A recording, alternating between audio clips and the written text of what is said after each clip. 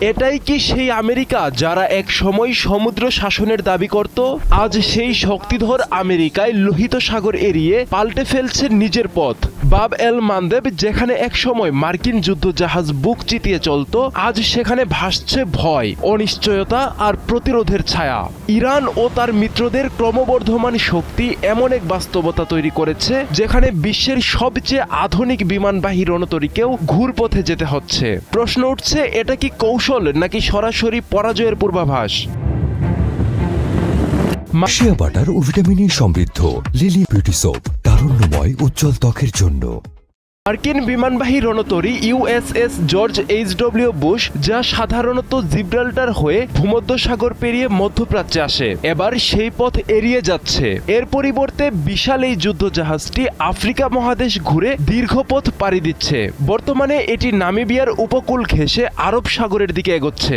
কেন এই অস্বাভাবিক রুট? বিশ্লেষকরা বলছেন এর পেছনে রয়েছে লোহিত সাগর ও বাবেল মান্দেব অঞ্চলের ক্রমবর্ধমান নিরাপত্তা ঝুঁকি। গত 2 বছরে ইয়েমেনের যোদ্ধারা ড্রোন ও ক্ষেপণাস্ত্র দিয়ে মার্কিন ও বাণিজ্যিক জাহাজকে লক্ষ্য করে ধারাবাহিক হামলা চালিয়েছে। ফলে এক সময়ের নিরাপদ করিডোর এখন পরিণত হয়েছে ঝুঁকিপূর্ণ যুদ্ধাঞ্চলে।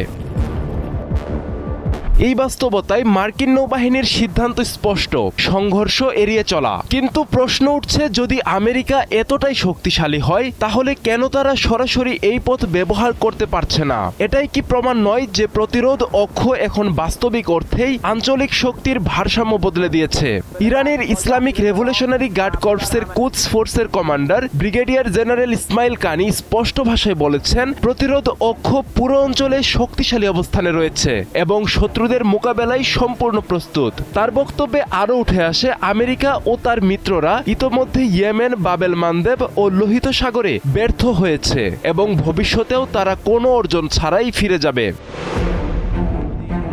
এক সময় যেখানে আমেরিকা এককভাবে সমুদ্রপথ নিয়ন্ত্রণ করত, এখন সেখানে আঞ্চলিক শক্তিগুলো চ্যালেঞ্জ ছুড়ে দিচ্ছে। ইরান ও তার মিত্রদের সমন্বিত কৌশল, বিশেষ করে অসম যুদ্ধ কৌশল, মার্কিন নৌবাহিনীকে নতুন করে হিসাব করতে বাধ্য করছে। মধ্যপ্রাচ্যের সমীকরণ বদলে গেছে।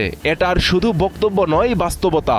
যেখানে এক সময় মার্কিন রণতরী ছিল শক্তির প্রতীক, আজ সেই রণতরী ঝুঁকি এড়িয়ে পথ ঘুরছে। প্রতিরোধ অক্ষ দেখিয়ে দিচ্ছে প্রযুক্তি আর অস্ত্রশক্তির পাশাপাশি ইচ্ছাশক্তি ও কৌশলে নির্ধারণ করে আধিপত্য। আর এই লড়াইয়ে ইরান স্পষ্ট বার্তা দিচ্ছে, এই অঞ্চল আর একক শক্তির নিয়ন্ত্রণে নেই।